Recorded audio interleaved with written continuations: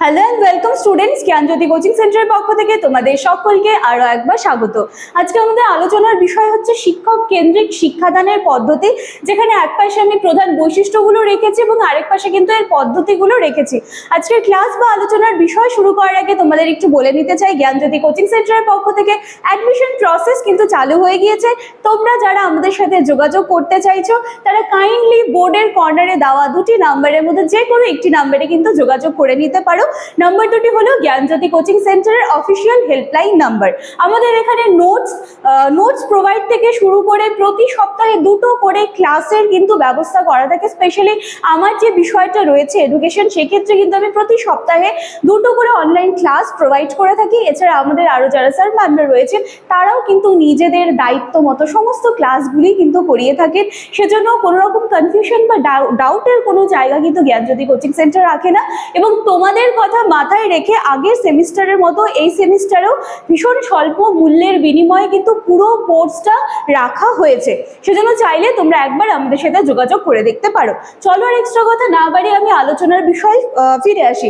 দেখবে তোমাদের সিলেবাসে কিন্তু শিক্ষক কেন্দ্রিক শিক্ষাদানের পদ্ধতি দেওয়া আছে, ঠিক আছে, যেটা হচ্ছে টিচার সেন্টার্ড টিচিং দেওয়া আছে। তাহলে এটার প্রথমে আমাদেরকে প্রধান বৈশিষ্ট্যগুলো দেখতে হবে এবং তারপরে যে পদ্ধতির কথা বলা হয়েছে পদ্ধতিগুলো কিন্তু ক্লিয়ার করতে হবে। আচ্ছা, শিক্ষক কেন্দ্রিক শিক্ষাদানের পদ্ধতি কি হবে? যেখানে শিক্ষক হচ্ছে শিক্ষা দান করবেন এবং শিক্ষার্থীরা কিন্তু সেখানে শিক্ষাটা গ্রহণ করবেন।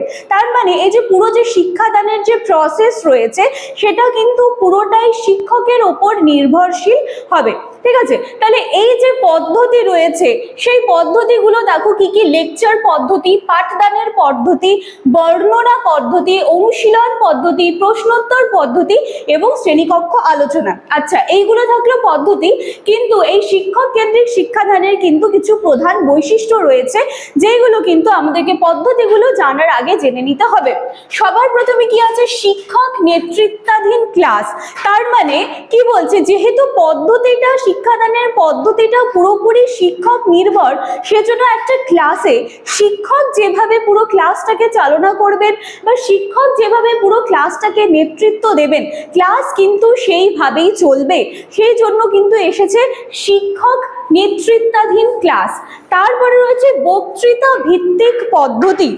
এখানে বলা হচ্ছে যে শিক্ষক পুরো বিষয়টি আগে নিজে বুঝে নেবেন এবং তারপর সেই বিষয়টি সম্পর্কে কিন্তু বিস্তৃত আলোচনা করবেন, ঠিক আছে, সেটা হচ্ছে বক্তৃতা ভিত্তিক পদ্ধতি। তারপরে রয়েছে বিন্যাসিত কাঠামো।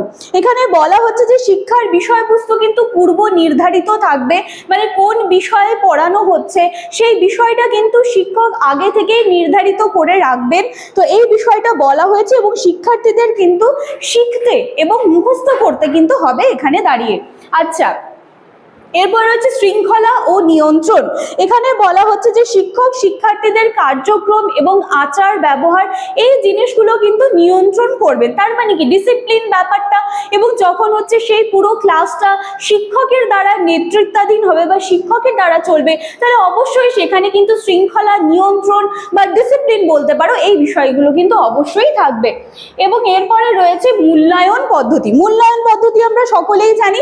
মূল্যায়ন পদ্ধতি মানে কি, কোনো কিছু শেখার পর সেটাকে যাচাই করব, মানে হচ্ছে সেটার পরীক্ষা নিব।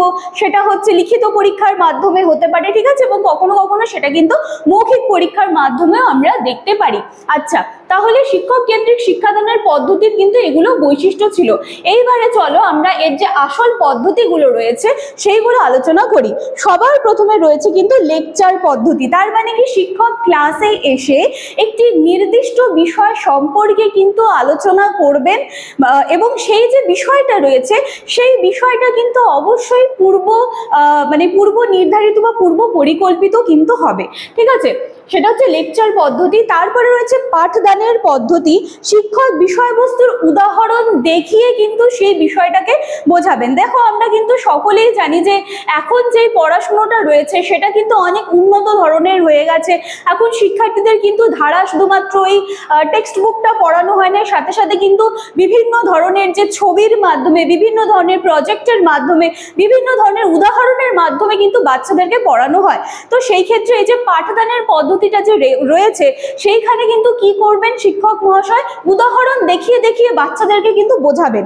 ঠিক আছে, আচ্ছা এরপরে রয়েছে বর্ণনা পদ্ধতি। এটা শুনেই বোঝা যাচ্ছে যে কোনো একটা বিষয় সেটার কিন্তু একদম ডিটেইলসে বর্ণনা দেবেন, বিশদভাবে আলোচনা করবেন। ঠিক আছে, আচ্ছা এরপরে রয়েছে অনুশীলন পদ্ধতি। অনুশীলন পদ্ধতি মানে কি, কোনো একটা বিষয় শেখানো হলো, এবার সেটাকে বারংবার বারংবার কিন্তু প্র্যাকটিস করানো হবে, অনুশীলন করানো হবে। যতবার সেটাকে প্র্যাকটিস করানো হবে সেই বিষয় কিন্তু ততটাই ভালো হবে বাচ্চারা। ঠিক আছে, এরপরে রয়েছে প্রশ্ন উত্তর পদ্ধতি।